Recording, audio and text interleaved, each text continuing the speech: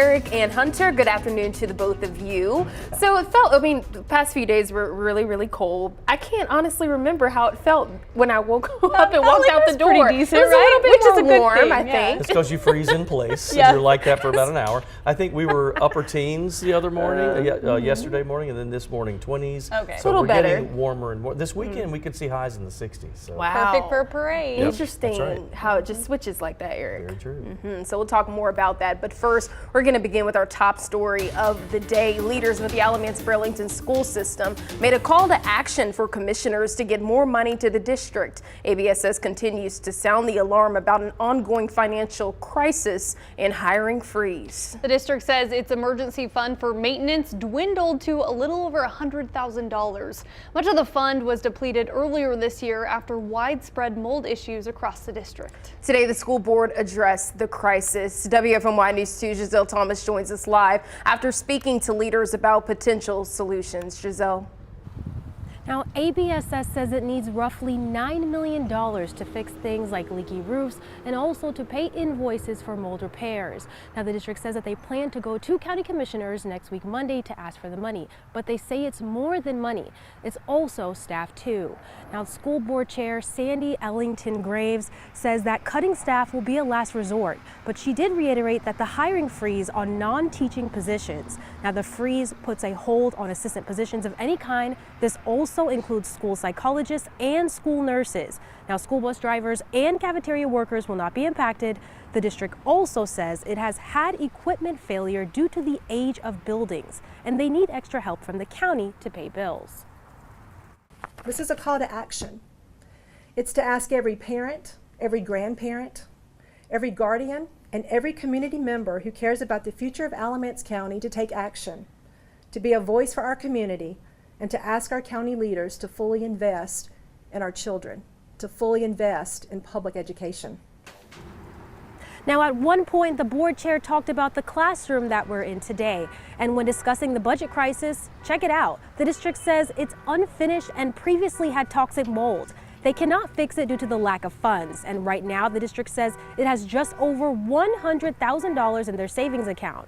Now, the district has a $26 million bill for mold remediation, and it still owes around $10 million. Now, Alamance County Commissioners plan to meet with county commissioners with the ABSS leaders next week on Monday at 9:40, and we do plan to be there. Live in Alamance County, Giselle Thomas, WFMY News 2. All right, Giselle, thank you so much. Let's get to your 4 to 5 roundup. 2 toddlers are recovering from what police are calling an accidental shooting. Officials say it happened last night in Winston-Salem on East 23rd Street. Police say the children ages 2 and 3 arrived at a hospital with gunshot wounds. Both are expected to be okay. Today is High Point Police Chief's last day on the force. Travis Stroud is retiring from the department after 2 years as chief. Major Curtis Cheeks III will serve as interim until the city finds permanent replacement. After a short hiatus, the Hanes Brands Community Product Sale is back. It kicks off tomorrow at the Winston-Salem Fairgrounds Education Building.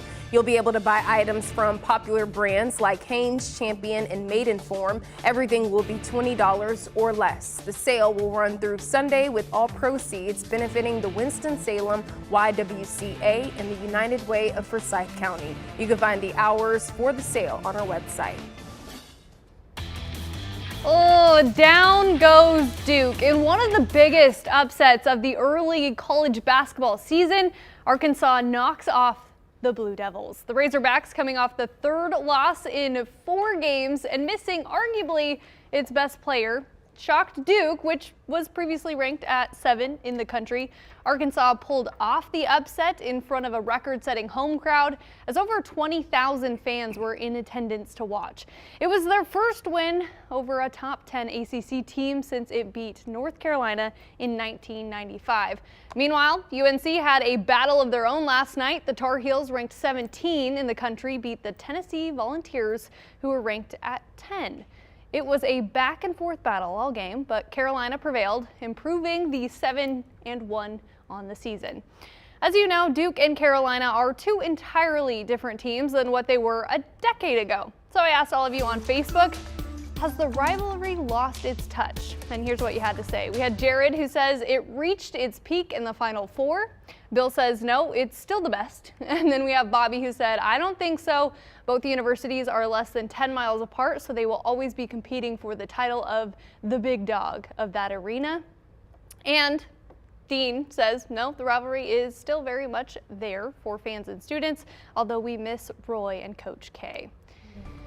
We will have to wait until next year, 2024, to see the men's rivalry basketball on the court. The two face their first match of the season February 3rd at the Dean Smith Center. Well, what's your take on this? You know, you're a big Carolina fan, so I want to hear your take. Yeah, so I mean, Duke fans and Carolina fans, probably the only thing we agree on, which is that it is the greatest rivalry. And the reason is that they're 7 miles apart, so it's almost like a high school rivalry played out on a national stage.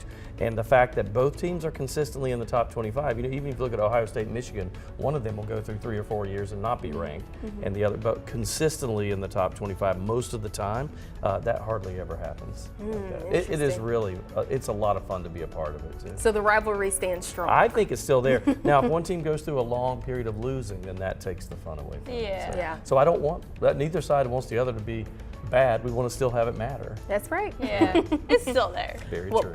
While we got you here talking and chatting, let's talk more about the weather. I'm gonna switch from this little device to let's this do little it. thing. Getting fancy with the Let's see remote. if it works on the screen. Yeah, it does. Look at that. That's amazing how that works. Yeah, we're looking at some, well, not as cold as we have been, right? We had some morning lows in the teens the other day. In fact, it was yesterday morning. We were in like 18, 19 degrees. This morning, more like 20s, and some of those lows will get a little bit warmer as we see a warm up coming into Saturday, Sunday, when we could see temperatures go into the 60s. Hey, look at this. Even right now, we're at 58 degrees. Raleigh's 61. Tonight, the low 35. Clouds go on the increase. Again, not as cold. We do have a chance of a few showers moving in. We have a chance of rain, even though it's not that great for Friday, Saturday, Sunday, and Monday, but I think Sunday is probably our best chance. Let's go with a high of 54 for tomorrow for your Friday. And then overall, you can see, yeah, all this is moving through. It's actually several systems that will skirt through, but there's a big low pressure center and a front that will bring us the majority of the rain on Friday. That's a 40% chance for Friday and Saturday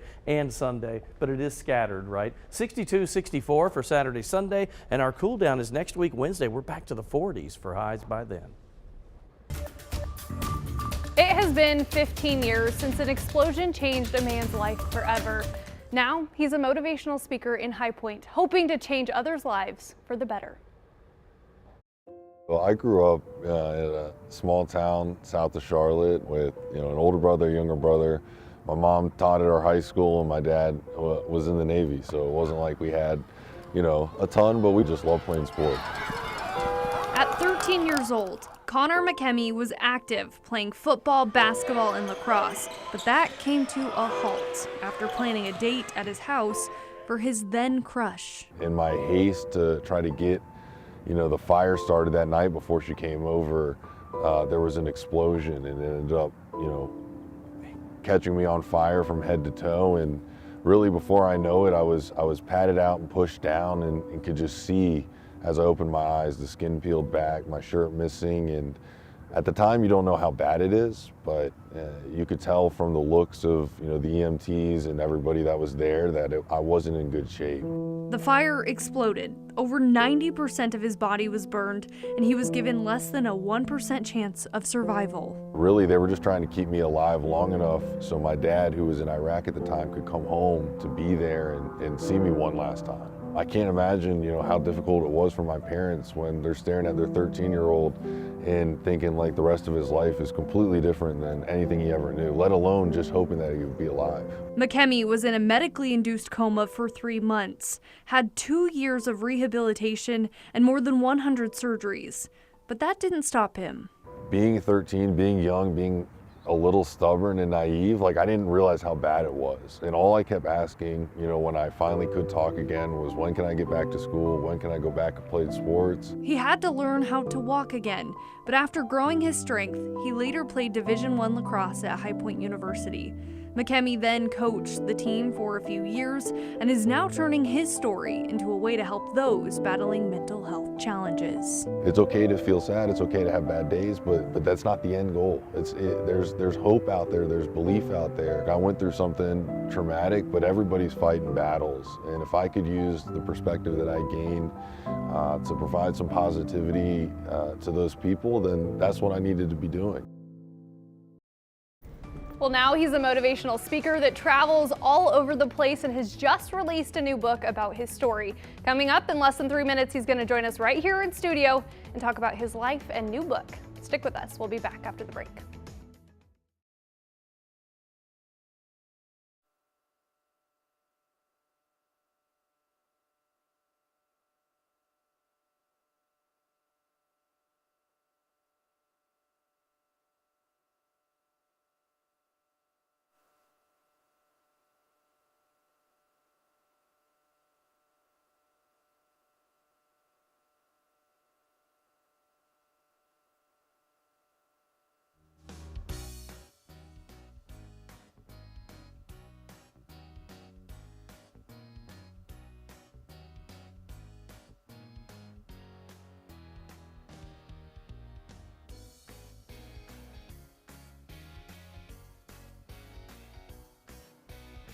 You hear him now? Oh, Yeah? Yay! Yay! I got you, thank you. yeah, what did you have for lunch? Hunter, you want him here? Yeah. I had PB&J with a cup of yogurt and ice water.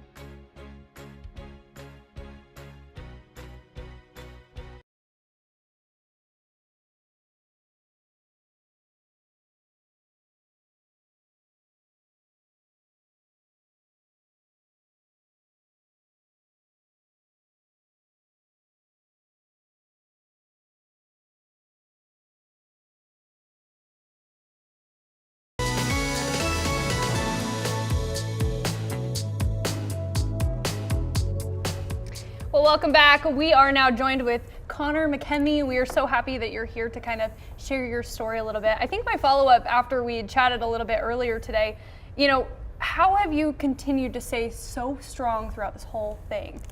I'd say without a doubt, it's the friends and family and the loved ones in my life, right? Like we can't be on this journey alone.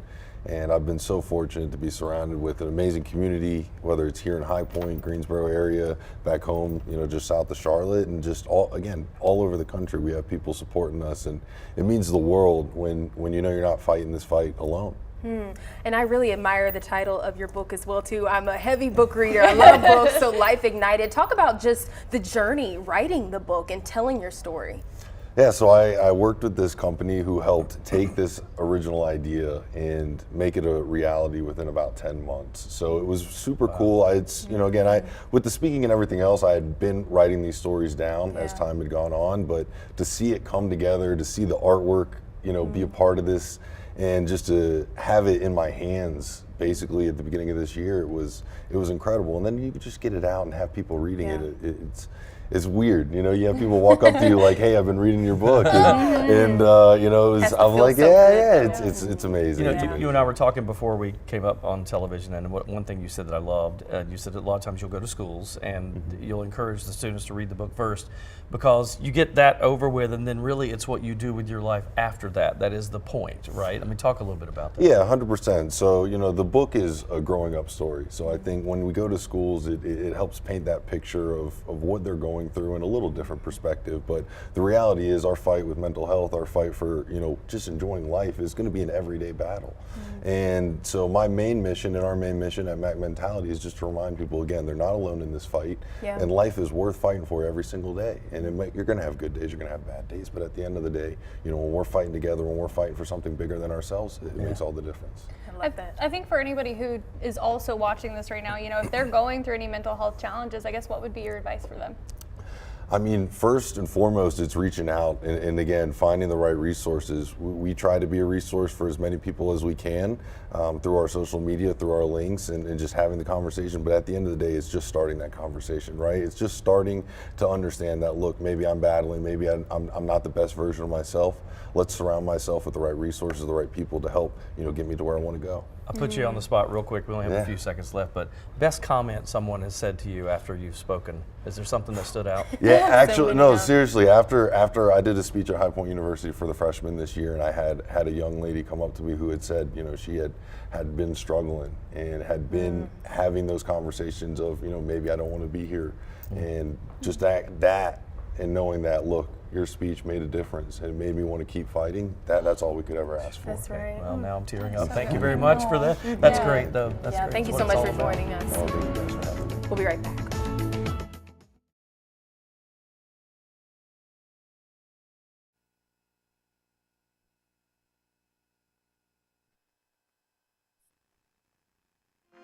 All right, I'm talking about personal space while out and about and shopping.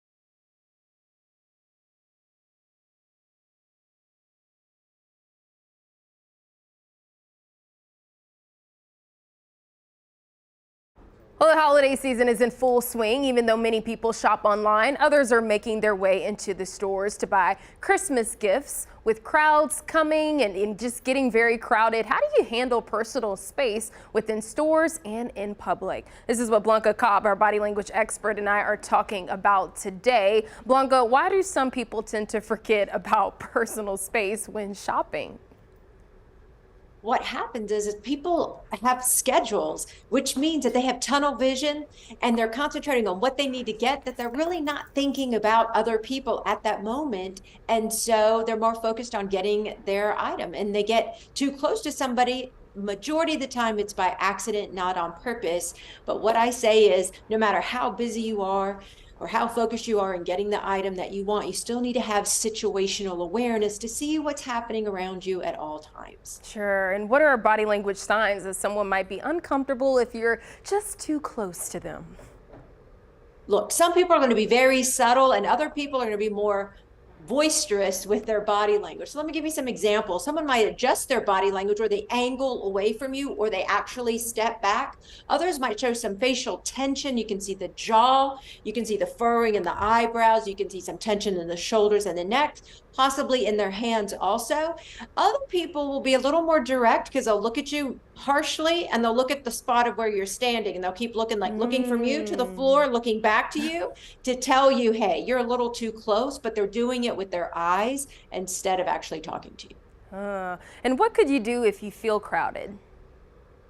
If you feel crowded, you can give your own nonverbal cues. And what I say is just, as I said earlier, some people are just so focused, they're not paying attention to what's happening around them. You can give them some space. You can back up. But there's a difference if you just take a subtle step back versus if you're being, like dramatic and stomping your feet. So it sends a different message non-verbally. Also, you can turn your back to somebody. Let's say they're over here. You can actually turn your back to them. That gives them the subtle hint. Also, if you have an object, let's say you have a shopping bag, your handbag, your jacket, you can actually use that as a physical barrier between you and the other person to give some simulation of space. People will pick up on that cue sometimes.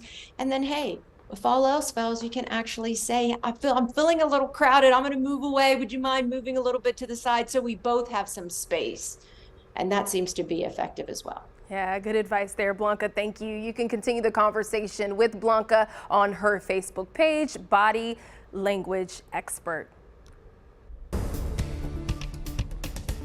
Seems like we're talking about temperatures a lot lately, and we do see a little bit of fluctuation, but upper 50s for tomorrow, and I mean, it's not that far from where we were today, really. And then by the time we get to the weekend, we might see some low to mid 60s. It's going to be really nice and comfortable, but that comes with a little rain. Our rain chances, the model's kind of trending up with rain over the last 12 hours to 24 hours, so a lot of this, and it looks like a lot, doesn't it? All that's heading in our direction. We'll take it. We need the rain. Rain chances have been boosted a little bit. Now we're going up to about a 40% chance, and that'll be for Friday, Saturday, and maybe Sunday as well. You see that low getting closer to us, and that brings in some rain. So here's your 7-day outlook. From 54 on Friday, we go to 62 and 64 for Saturday, Sunday. 40% chance every day. Then by the time we get to Monday, it's partly cloudy and 59. That's about where we should be. 56 is our normal high. Tuesday, partly cloudy, 54. The coldest day of the week will be next Wednesday at 49 with partly cloudy skies, and then sunny on Thursday, and we rebound to 52.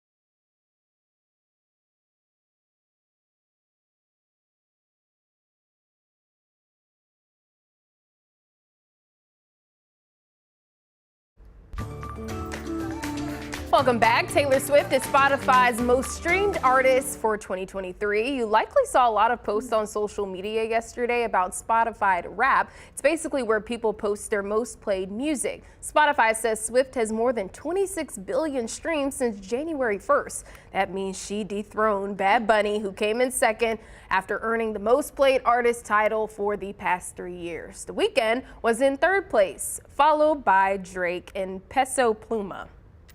So what do you all think about that? I'm not surprised. Not surprised. Not No. surprised. She's a really big popular artist. I mean, she's over the top. I mean, it's funny that I looked at the list of those to see just how old I was, and there were about 4 that I've never heard of on the top. Was it top 10? Is that right? Yeah. Yep, it was. Yeah. Yep. Artists. I'm so used to seeing The Weeknd up there for I know, number I was one as really well too. So surprised. yeah.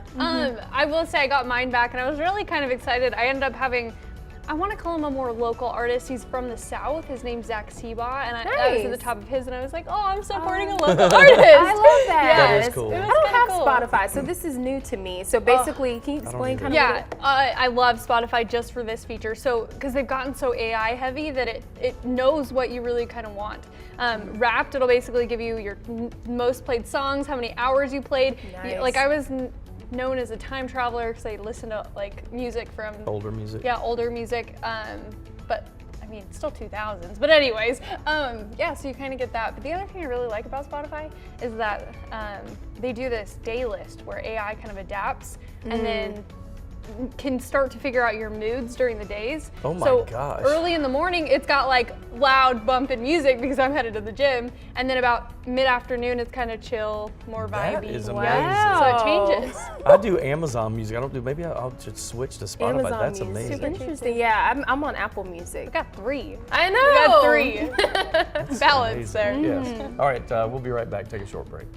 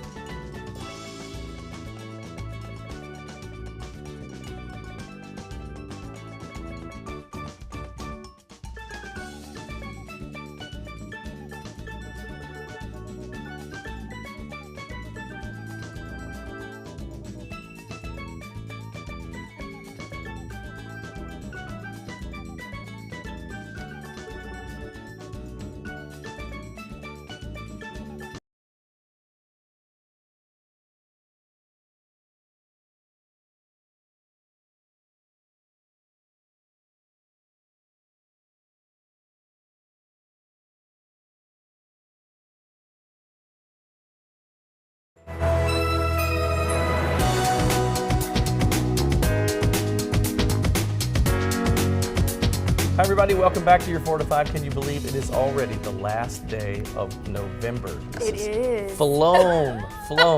I saw a post. Is. Look at the shock and awe. I saw a post on Facebook. Saw a post on Facebook that said November came in, barely spoke, got a to-go plate, and now it's backing out of the driveway. Yeah, And that makes sense. That is Very like me funny. and Thanksgiving. No, I'm Yeah. kidding. Anything you guys are specifically looking forward to in December, and I'm not just talking about Christmas because I know that's an easy answer. Now you're stumping us. Well, so for me, it's I like all the festivals and parties. You know, there's always something going on somewhere, either at a friend's house or an organized event. There's just a million holiday events. I love that.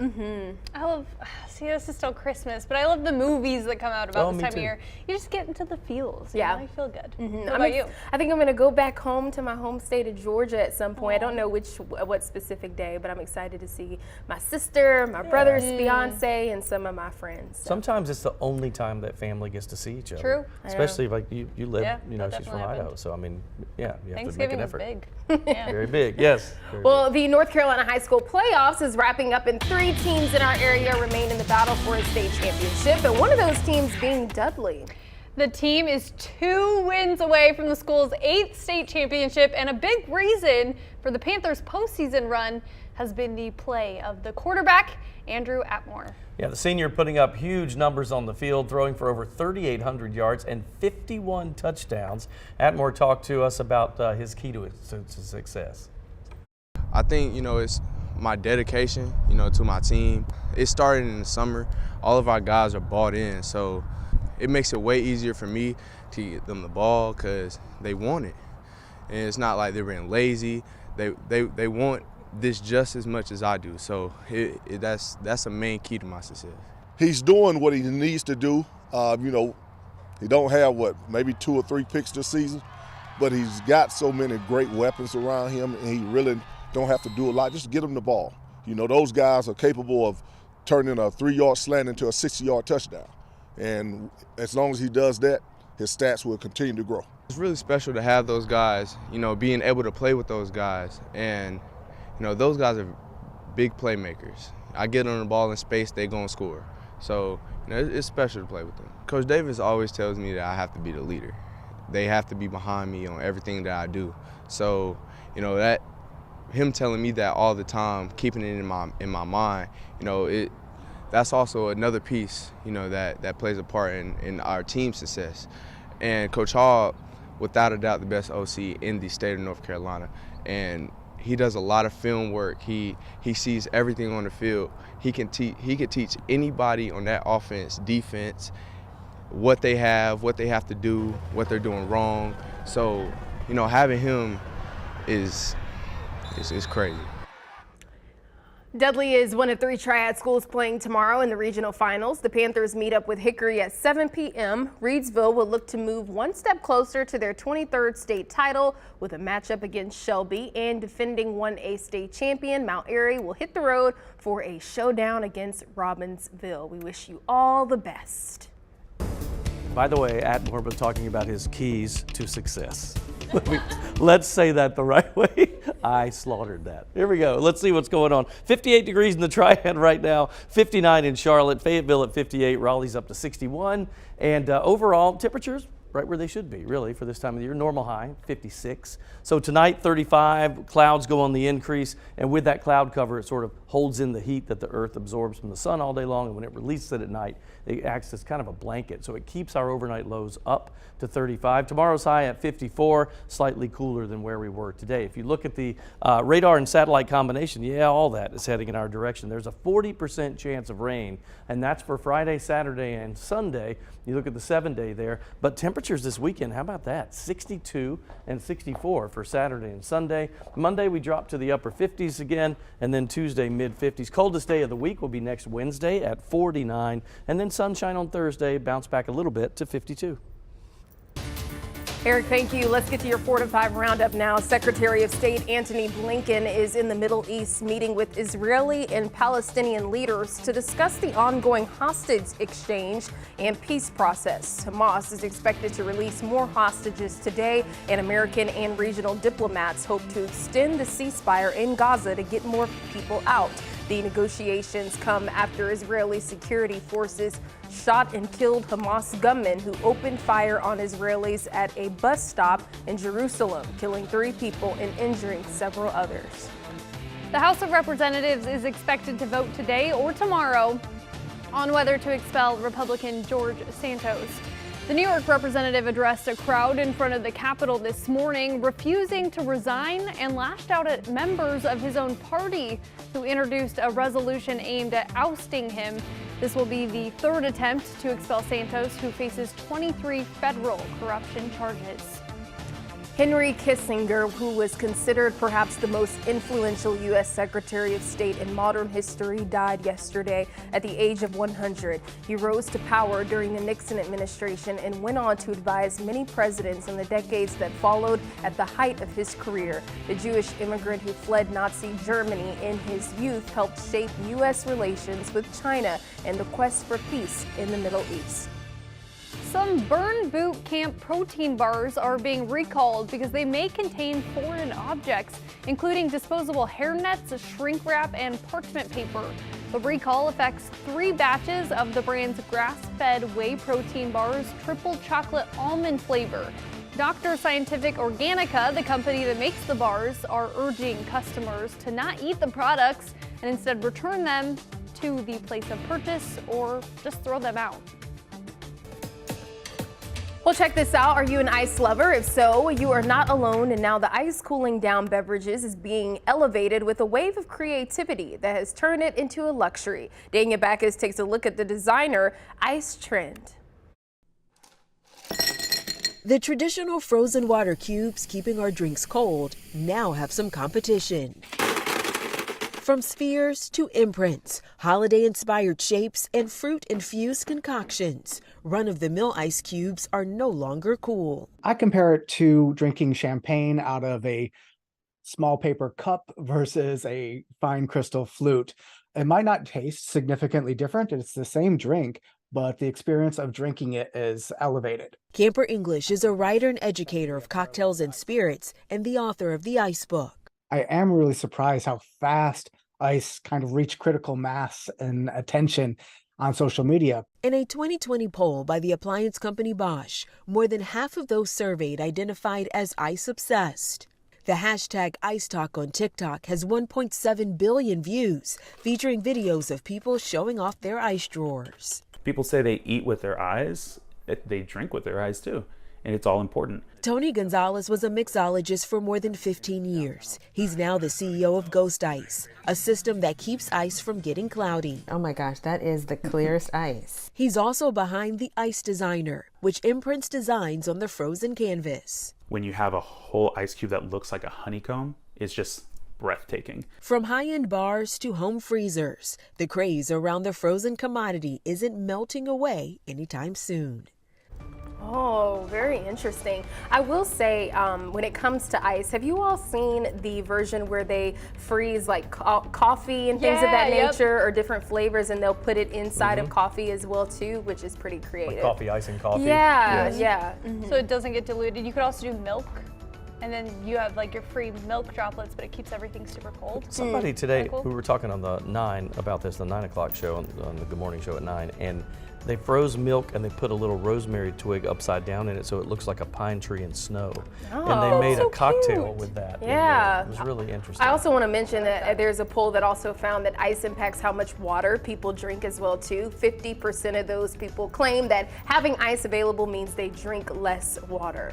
So Now, see, I can't handle water without. I gotta have ice in it. I do like pebble ice. That does get me to Yes. drink it more. yeah, I love pebble I'm ice. like you. I have to have ice in Me my too. water as well And too. I have a Pebble ice machine at home. I'm gonna take Love that. it, love it. All right, listen to this. This next story will freak you out because it freaked me out. As I told our producer, he said, "What is happening?" An ultra rare, gigantic rat so big that it puts New York City subway dwelling rodents to shame. It's been caught on camera for the first time.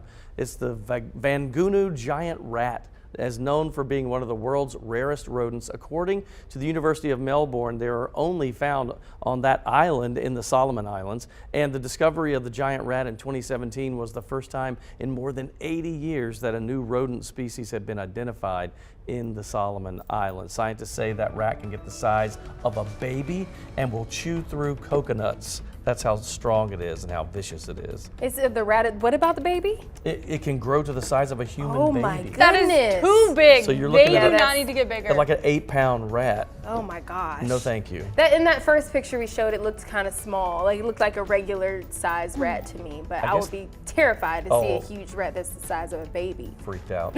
So I asked Like a you on dog. Facebook, what, I didn't say animal because I was like critter, it can be anything, bugs, anything, that would you be the most afraid of if it were giant sized? Lots of answers on this, but I agree with Dwayne. He said a praying mantis. If that was like the size of a human, no thank you. Chrissy says daddy long leg spider, yep. Donna Williamson said a spider or a roach, both of those. Brenda says roach, spider, fleas, ticks, I hate bugs, period, all the way around. Debbie said the red fire ant, yeah, that would be pretty scary. And then this one cracked me up. Sheila says my grandkids. Well, they're gonna be big one day, Sheila. So Oh no, that's terrifying. That is pretty scary though, grandkids growing up. And granddaddy long legs, those They're creep me creepy. out when they're little and they're small. So if I saw a gigantic one, I'd probably pass out. a praying Probably. mantis would be the scariest thing ever because they are predators. Yeah. You ever watched any like documentaries on those things? Because I'm fascinated with that stuff. Oh no, I'll pass. Oh no. Wicked, wicked. I could an ant as well too. Yeah, spiders really are just overall, it doesn't matter which one. The fuzzy ones too. All I the don't wanna- tarantulas, Yeah. Oh, tarantula's even bigger? Oh, No. in Australia, there's a spider who, when they measure like the leg out to the tips of the legs, it's the size of a dinner plate. No, thank you. Oh my. I don't know what it's called, but no, thank you. All right. On that note, we'll take a break. I Be don't right have back. nightmares. Yeah.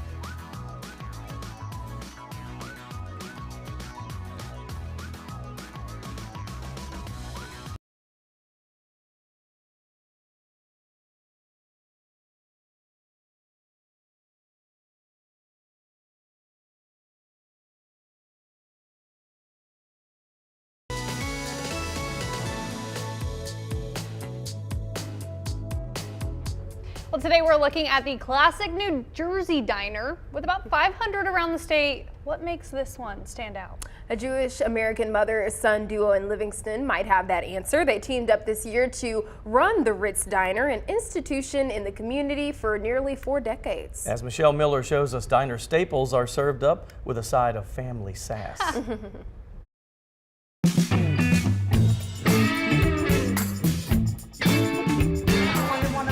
From Marion Feldman. I got 2. And her son David. The Ritz Diner means everything that we can serve our town, the best way that we feel is possible. You like working in the family business? Sure. You like working with your mama? It's a challenge at times, but you caught me at a day that I said yes. Thank you, honey. The Livingston, New Jersey landmark has been a pillar of the community for nearly 40 years. Maybe it's the milkshakes that keep people coming back, or the black and white cookie, a diner classic. Or maybe it's one of the other hundreds of dishes on their 8-page long menu, which does have healthy options. Food is amazing. They have cake, they have cookies, they have the famous apple pie. It's a lot of the same people come here every day like we do. If you want to pull up a seat with Ritz regular Tommy Pepe and his friends, it isn't too hard to find them. The 4th seat goes to any walk-ins that want to sit with us, and there's always somebody that wants to sit with us. How's everything? The bones of the business have been here since 1964, when it was called the Heritage Diner. Marion and her then husband turned it into the Ritz in 1984. How did you get the business? I got it through a divorce. Thank you very much. Here, honey, it's yours. But they get along better now than they were exactly. married. Marion's journey to the Ritz began in her native Hungary. Soviet tank divisions rumbled into Hungary, where she escaped an uprising in 1957. She learned English, became a U.S. citizen, and built a life for her family, including sons David, Bobby, and Todd. 2 orders. David stepped up to be his mom's business partner this year, helping the Ritz manage its bustling weekend crowd. I really needed someone strong in the kitchen, who runs the kitchen, and I really have all the faith in my son. But together, the duo had to face the fact that weekday business was slowing as commuters stayed home following the pandemic. Were you ever afraid that you might lose this place during COVID? We probably could have. I was very worried about my employees who have been with me for years and years and years. One of those employees is Librado Alberto Pavia, who's worked in the kitchen for more than 2 decades. He and David, here comes the secret, gave me one shot to nail the house favorite German apple pancake. Oh, it's ready. It's a blind taste test, don't look. Unfortunately, the jury's still out on who's earning the title of top chef. They were both very good. I'll be right back. The community built here often follows them home. Do you know that we make it fresh at the diner every day? Did you know that? Where the lines between mother and son and business partners can get blurred. Everyone calls my mother Mom. They don't call her Marion, they call her Mom, Mommy, Do they really? Yeah. They do. They do. But one thing's for sure.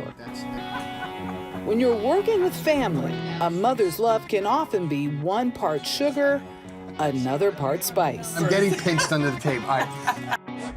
Oh, that's so precious. Is it just me that I love diners? Is that, do you like that? I love family diners. Yeah, like I've gone to a few diners. Some one that I've really liked, I visited Maryland. They have some really nice diners there. I'm curious to know, in the areas that you guys grew up in, were there some nice family, mother-daughter, sister-sister duos that were running a business that were pretty popular?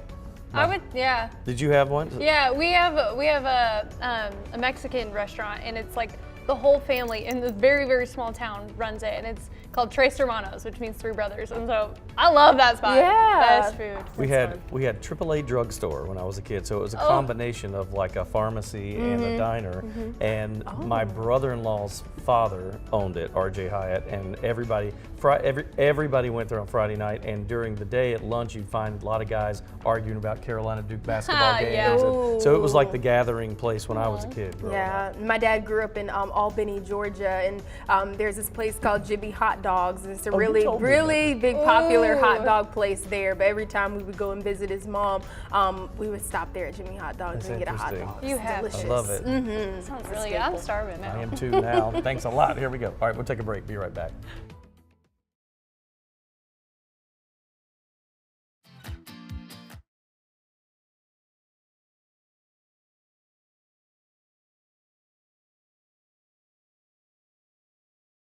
Where is that? I think I know that. Oh, yeah. Oh, really? I didn't know that was. Oh, wow. That's.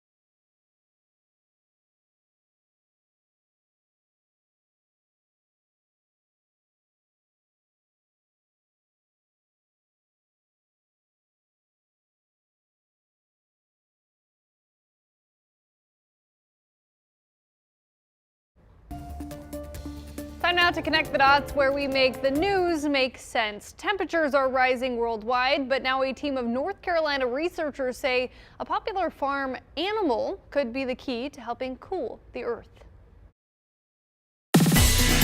Cows could help stop Earth's rising temperatures. Let's connect the dots. Simply put, cows pass a lot of gas, and that means a lot of methane in the atmosphere. The chemical compound makes cattle the largest agricultural source of greenhouse gases in the world. But now there's a new effort to control it. Using patents from NC State, researchers have found enzymes that could help naturally prevent methane production in cattle, all while improving their gut health. A startup is looking to give cows an enzyme-infused probiotic that eliminates methane and provides nutrients to cows. But it's not a done deal quite yet. The company at the center of all of this is looking to hire more help and do more tests in the lab before it can all become a reality. And that is connecting the dots. There are so many jokes. that you can't say on TV. I never knew that. I never knew that. Comment on my Facebook page. I want to hear this. All right, take a look at the rain that we have coming on the way. And it's pretty heavy at times. I mean, the rain chances have gone up a little bit over the last few days. So when you look at this, you say, yes, Friday, maybe even Saturday, Sunday, we'll keep our rain chances up. In fact, we were looking at a 20 or 30% chance even as late as this morning early, but we're bumping those up now. 40% chance of a few showers, so they're scattered, right? Not a rain out, but a few scattered showers. That's Friday, Saturday, Sunday. We go to the low to mid 60s Saturday, Sunday, upper 50s Monday. Coldest day next week, Wednesday, with a high of 49.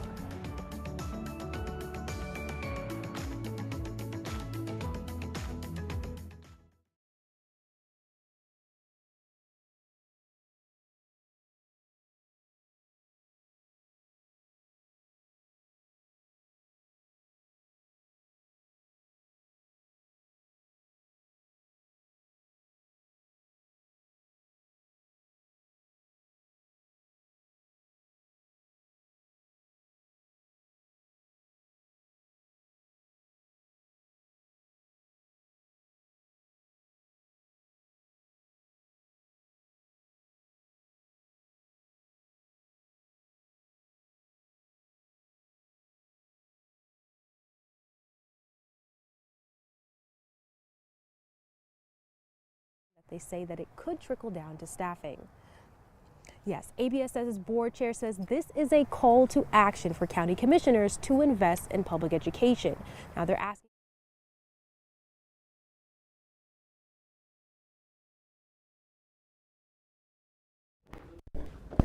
To 9876-54321, 109-876-54321, 109-874.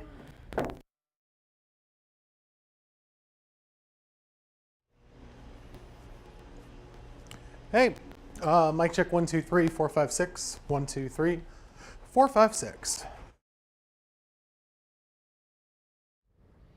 Hi, Alabama, Alaska, Arizona, Arkansas, California, Colorado, Connecticut, Delaware, Florida, Georgia, Hawaii, Idaho, Illinois, Indiana, Iowa, Kansas.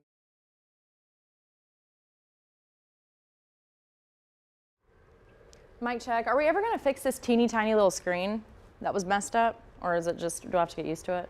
Where are my bifocals? Huh? Because I can't see it. I'm blind.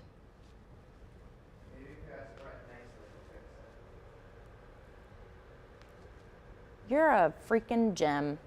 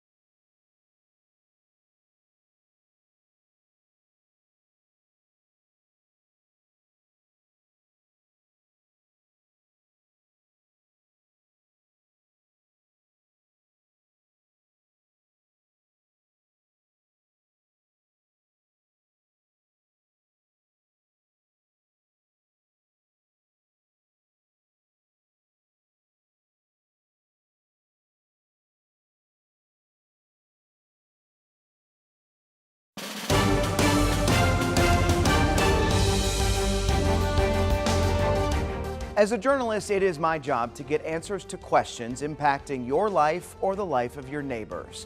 Lately, I've been frustrated over the lack of information or transparency by a State Department in Raleigh. You might remember us reporting a few months ago about how the state overpaid pandemic unemployment benefits by $600 million, more than $500 million sent out by mistake. Well, now the state is trying to get people to pay that money back. Ever since I found out about this back in September, I've been pressing the Department of Commerce for answers. Whose fault is it that so much money was mishandled? And what is the state doing to make sure this doesn't happen again? I've got lots of questions and so far lots of unanswered emails. For more than 2 months, I've reached out to the Department of Commerce repeatedly asking questions. They've mostly ignored my emails. They probably think I'll just quit asking, but they'd be wrong. I'm going to keep pressing for answers because we deserve to know, you deserve to know what happened. $500 million is a lot of money and simply not responding isn't an option. That's just my 2 cents. And your 4 to 5. WFMY News 2 at 5 starts right now.